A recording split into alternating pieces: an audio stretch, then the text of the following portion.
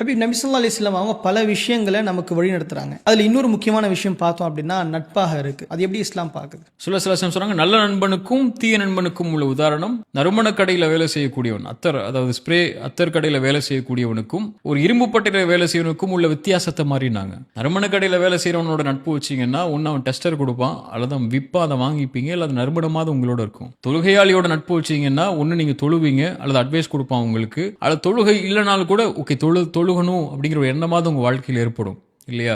இரும்பு பட்டறை வேலை செய்யக்கூட நட்பு வச்சீங்கன்னா, தொழுகை இல்லாதவனுக்கு நட்பு வச்சீங்கன்னா, உதாரணத்துக்கு சொல்றேன், தொழுகை நட்பு வச்சீங்கன்னா ஒன்னு அந்த இரும்பு பட்டறையில போனீங்கன்னா அழுக்கு தூசி உங்க மேல ஒட்டும், அல்லது அதுல வரக்கூடிய தீக்கதிர்கள் அங்க உங்களுடைய உடல்ல இருக்கக்கூடிய ஆடைகள்லயோ உங்க மேலேயோ காயங்கள் ஏற்படுத்தும். குர்ஆன்ல அல்லாஹ் ரப்பல் ஆலமீன் சொல்றா, வஸ்பிர் நஃப்ஸக மஅல்லதீன யதுஊன ரப்பஹும் பில் கதாத்தி வல் அஷி யுரீதுன வஜ்ஹஹு. அல்லாஹ்வுடைய தூதருக்கு அல்லாஹ் சொல்லும்போது காலையிலும் மாலையிலும் அல்லாஹ்வை நினைவு கூர்ந்து அல்லாஹ்வுடைய முகத்தை நாட இருக்கக்கூடிய மக்களோட உங்களை நீங்க ஆக்கிக் கொள்ளுங்க நபியே. அல்லாஹ்வுடைய நினைவை விட்டு தொலைந்து உலகத்துடைய மனோயிச்சைகள், உலக ஆசைகள்ல, உலகத்துடைய இன்பங்கள் இருக்கக்கூடியவனோட, அது வீணான காரியத்தில் இருக்கக்கூடியவனோட நட்பாக்கி கொள்ளாதீங்க. அது உங்களுக்கு எதையும் பிரயோஜனம் அளிக்காது.